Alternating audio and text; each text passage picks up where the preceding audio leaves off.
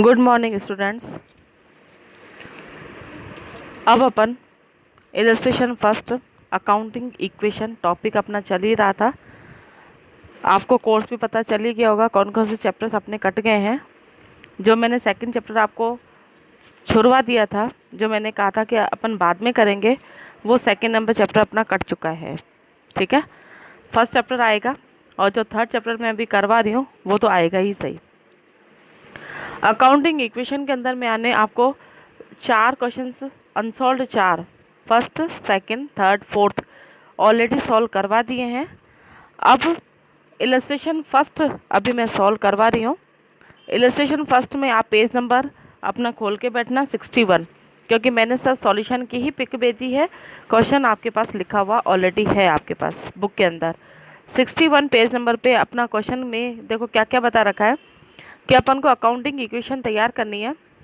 Accounting equation के अंदर first number total मिला के 10 पॉइंटें हैं। मैंने आपको कहा था कि पहले पूरी क्वेश्चन की रीडिंग लगानी है। इस प्रश्न की रीडिंग लगाने में अपन को ये पता करना है कि कौन कौन से कॉलम अपन को इसके अंदर प्रिपेयर करने हैं, कौन कौन से कॉलम अपन को बनाने हैं। जैसे फर्स्ट नंबर पॉइंट में अपन को कैपिटल बनानी है। कैपिटल का मतलब कैश, 8 लाख की कैश और 50,000 का स्टॉक लगाकर बिजनेस स्टार्ट किया है। तो अपन के यहाँ 3 कॉलम बनेंगे, कैश का कॉलम, स्टॉक का कॉलम और कैपिटल का कॉलम। सेकेंड नंबर क्वेश्चन अपन को ये बता रखा है कि 3 लाख का इन्होंने प्लांट खरीदा, 3 लाख का प्लांट खरीदा है। प्लांट का मतलब है कोई फिक्स एसेट्स है, उन्होंने ये खरीदी है और 15,000 रुपये इन्होंने एडवांस पेमेंट दिया है। बाकी 2,85,000, 3 लाख में से 15,000 अपन माइनस करेंगे तो 2,85,000 जो इन्होंने ख़रीदा है वो प्लांट इन्होंने उधार में ख़रीदा है। उधार में ख़रीदने का मतलब है कि ये क्रेडिटर अकाउंट के अंदर जाएगा। थर्ड नंबर पॉइंट के अंदर ये दे रखा है कि बैंक अकाउंट में 6 लाख रुपए जमा करवाए, माने बिजनेस के अंदर 6 लाख कैश ख़त्म हुई है, माइनस होगी और बैंक अकाउंट में 6 लाख ऐड होंगे। तो बैंक का कॉलम भी बनेगा और कैश का कॉलम तो अपने पास बना हुआ है। सेकेंड नंबर पॉइंट के अंदर प्लांट का कॉलम भी बनेगा। फोर्थ नंबर अपने पास दे रखा है ऑफिस के लिए 1 लाख रुपए मूल्य का फर्नीचर खरीदा और चेक से भुगतान किया है। माने फर्नीचर खरीदा है तो फर्नीचर का कॉलम भी बनेगा और चेक से भुगतान किया है, माने बैंक के कॉलम में से 1 लाख रुपए माइनस होंगे। 6 लाख अपन ने जमा कराए थे बैंक अकाउंट में, 1 लाख माइनस होंगे। फिफ्थ नंबर पॉइंट अपन को दे रखा है कि 80,000 के माल खरीदा है, 80,000 का माल नगद खरीदा है और 35,000 का माल उधार खरीदा है। तो नगद खरीदने का मतलब है 80,000 कैश कम हो गई है तो कैश के कॉलम में जाएगा। स्टॉक के कॉलम में टोटल कितना माल आएगा, 80 और 35 दोनों ही लिखेंगे अपन, 80 और 35 दोनों को ऐड करके। 80,000 का माल खरीदा और 35,000 का उधार माल खरीदा। तो जो उधार माल 35,000 का खरीदा है वो अपना क्रेडिटर के अकाउंट के अंदर आएगा। नेक्स्ट पॉइंट अपने पास दे रखी है 6 कि 45,000 का स्टॉक था और बेचा कितने में है, 60,000 में। तो 15,000 का इन्होंने प्रॉफिट कमाया है। तो अपन को स्टॉक का कॉलम भी बनाना है, कैश का कॉलम तो बना हुआ है ही से अपने पास, और इसका जो 15,000 का प्रॉफिट है वो कैपिटल में ऐड हो जाएगा। सेवन्थ नंबर पॉइंट अपन को दे रखी है 80,000 का स्टॉक है, 1,25,000 में बेचा गया, उधार में बेचा गया। बिल्कुल क्लियर पॉइंट दे रखी है अपन को, उधार में बेचा गया है। तो जितना भी इसके बीच में डिफरेंस आएगा 1,25,000 में से अपन 80,000 माइनस करेंगे तो 45,000 का प्रॉफिट हुआ है। प्रॉफिट को अपन कैपिटल में ऐड करेंगे। उसके बाद ये दे रखा है कि जो अपने क्रेडिटर्स थे, जो सप्लायर्स थे, उनको अपन ने 35,000 का पेमेंट कर दिया है।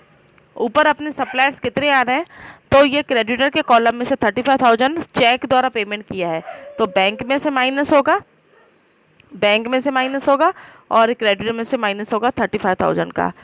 उसके बाद ग्राहक से 75,000 का चेक प्राप्त हुआ है। ग्राहक का मतलब है यहाँ पर डेप्टर्स, डेप्टर्स ने अपन को 75,000 पे किया है और चेक रिसीव्ड किया है। तो बैंक में 75,000 ऐड हो जाएगा बैंक के अंदर और डेप्टर्स में 75,000 माइनस हो जाएगा। और लास्ट पॉइंट है अपनी 25,000 का ड्राइंग्स इन्होंने किया है कैश में, तो कैश में से 25 माइनस होंगे। ड्राइंग्स का मतलब कैश में से 25,000 माइनस होगा और कैपिटल में से भी 25,000 माइनस होगा। ठीक है, अब सॉल्यूशन देखिए। सॉल्यूशन में सबसे फर्स्ट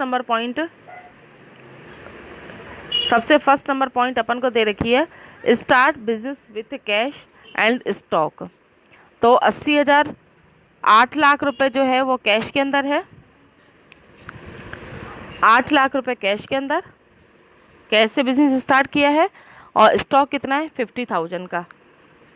तो टोटल मिला के कितना हो गया कैपिटल के अंदर 8,50,000, कैपिटल में हो जाएगा 8,50,000।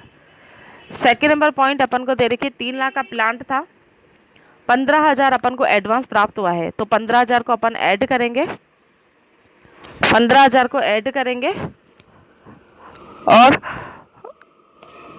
2,85,000 अपन क्रेडिटर के अंदर दिखाएंगे और प्लांट के अंदर 3 लाख रुपए शो करेंगे। मैंने आपको ये बताया था कि हर स्टेप के बाद अपन को क्या करना है, टोटल करते हुए जाना है। हर स्टेप के बाद अपन को टोटल करते हुए जाना है। तो सेकेंड नंबर पॉइंट पे फर्स्ट नंबर पॉइंट अपने पास है, start business with cash and stock. Stock cash के अंदर 8 लाख आ जाएगा, स्टॉक के अंदर भी 50,000 आ जाएगा और कैपिटल में 8,50,000। इसका मतलब बिजनेस में टोटल अपन ने अमाउंट कितना लगा है 8,50,000 का। बाकी डेप्टर्स, प्लांट, फर्नीचर और क्रेडिटर में 0 लिखेंगे क्योंकि अभी तक इनके ट्रांजिशन नहीं आए हैं।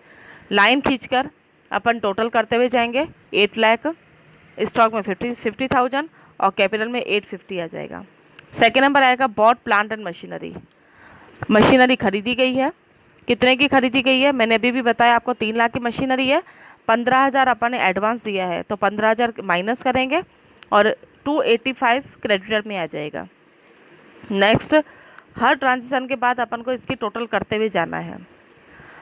उसके बाद और 285 2,85,000 क्रेडिटर में लिखेंगे क्योंकि इन फ्यूचर अपन को प्लांट एंड मशीनरी के पैसे चुकाने हैं तो इसलिए क्रेडिटर में आ जाएगा। थर्ड नंबर पॉइंट अपना आएगा अमाउंट डिपॉजिट इनटू बैंक। मैंने बताया था कि अपनी जेब से पैसे गए हैं 6 लाख रुपए और बैंक में जमा हुए हैं, तो कैश रिड्यूस हुई है, कम हुई है, तो कैश में से 6 लाख माइनस करेंगे और बैंक में 6 लाख ऐड करेंगे। फोर्थ नंबर पॉइंट है फर्नीचर खरीदा गया है और चेक द्वारा पेमेंट किया गया है, तो बैंक में से 1 लाख माइनस करेंगे और फर्नीचर वाले कॉलम में 1 लाख रुपए लिखेंगे। Next, bought goods on cash and credit. Bought goods on cash and credit, cash और क्रेडिट में माल खरीदा है। अब कैश का कितना खरीदा 80,000 का और उधार में कितना खरीदा 35,000 का, तो जो उधार में माल खरीदा वो क्रेडिटर में आएगा, जो कैश में खरीदा है वो कैश में से माइनस हो जाएगा और टोटल स्टॉक कितना था 1,15,000 का, 115,000, तो वो लिख दिया अपन ने स्टॉक के अंदर। 6 है सोल्ड गुड्स, माल बेचा है 60,000 में कैश के अंदर और कॉस्ट है 45,000, तो 15,000 का प्रॉफिट कमाया गया है। अब देखो 3 जगह इसकी एंट्री होगी। कैश में 60,000 ऐड करेंगे क्योंकि कैश आई है, ये प्लस का साइन है, प्लस स्टॉक 45,000 का था, 15,000 का प्रॉफिट कमाया तो वो अपन ने कैपिटल के अंदर लिख दिया। मैंने आपको बताया था कि जब अपना पेज बढ़ जाता है तो अपन नीचे जो टोटल लगाते हैं वहाँ पर अपन CF लिखते हैं, CF कैरिड फॉलो।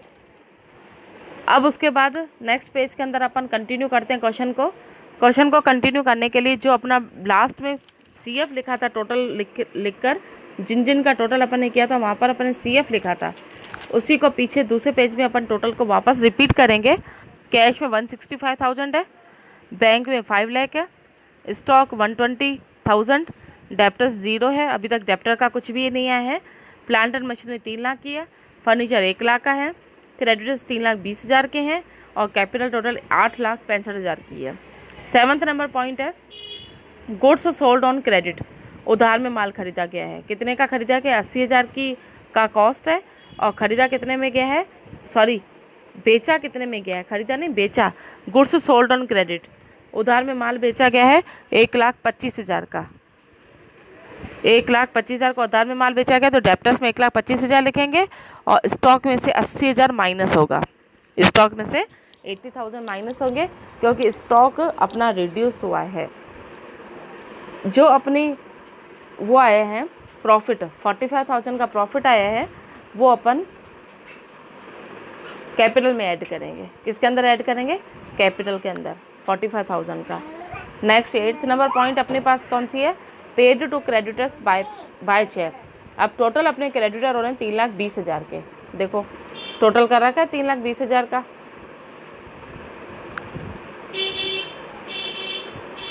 टोटल 3,20,000 का टोटल कर रखा है। उसमें से पेमेंट कितना किया है इन्होंने?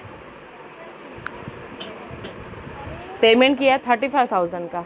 8th नंबर पॉइंट के अंदर बैंक अपने पास और चेक द्वारा पेमेंट किया है, तो बैंक से अमाउंट कम हो गया 35,000 का, क्योंकि किसी को अपन चेक लिख के देते हैं तो अमाउंट अपना कम हो जाता है।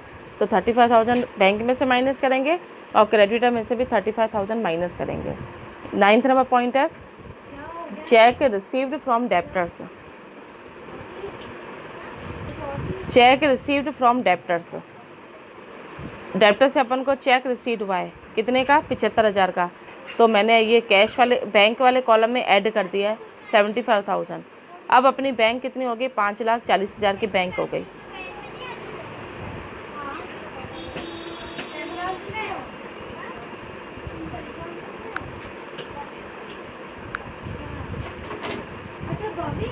$5,40,000 की बैंक हो गई और डेप्टर्स 75,000 माइनस हो गए हैं अपने।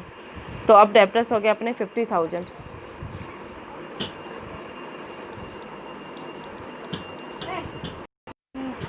लास्ट पॉइंट अपनी है कैश ड्राइंग्स। माने निजी उपयोग के लिए माल निकाला है, पर्सनल यूज़ के लिए इन्होंने कैश निकाली है, माल नहीं कैश निकाली है 25,000। तो कैश में से भी 25 माइनस होगा और कैपिटल में से भी 25 माइनस होगा। लास्ट में सबका टोटल आपको कर देना है। कैश का टोटल आ रहा है 140,000,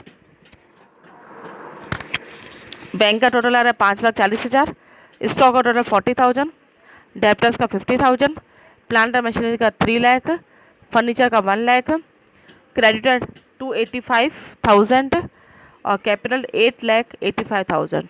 बैलेंस शीट में अपना क्या क्या आएगा? जो जो अभी मैंने आपको अमाउंट बताया वो पूरा एक्सरसाइज लिखना है।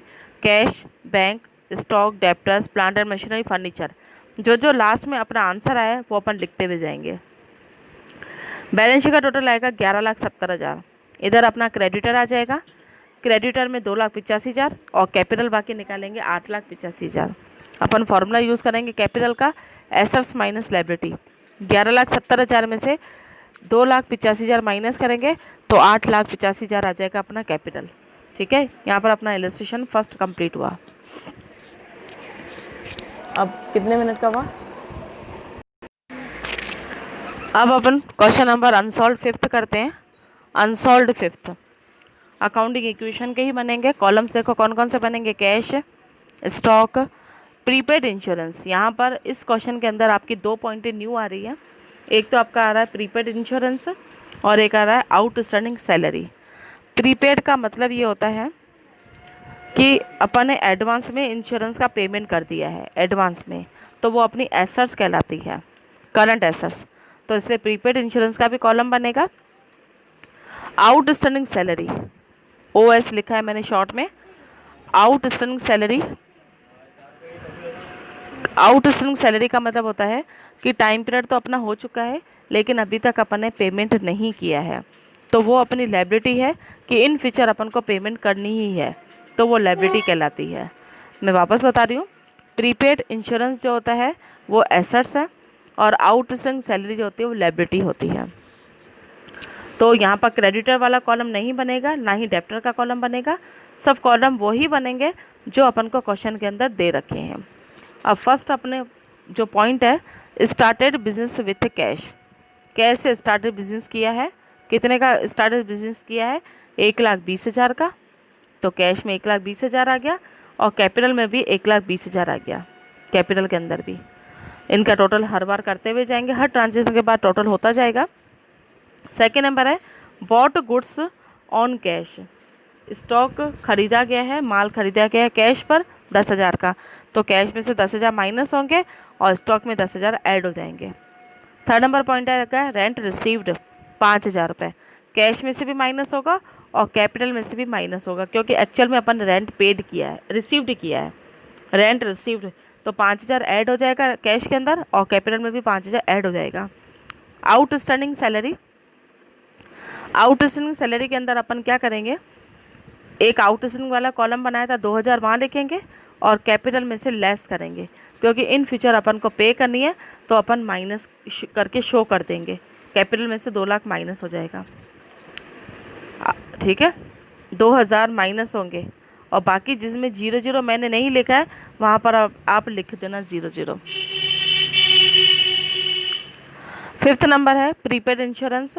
1,000 प्रीपेड इंश्योरेंस है, माने एडवांस में अपन ने वास्तव में पे किया है, जेब में से अपने पैसे 1,000 खर्च हुए हैं तो कैश में से 1,000 माइनस होगा और प्रीपेड इंश्योरेंस वाले कॉलम में अपन 1,000 शो कर देंगे। 6 नंबर आएगा इंटरेस्ट रिसीव्ड 700, तो कैश में 700 ऐड होगा और कैपिटल में भी 700 ऐड हो जाएगा। 7th नंबर पॉइंट है सोल्ड गुड्स, माल बेचा है जिसकी कॉस्ट है 5,000 रुपये। कितनी कॉस्ट है?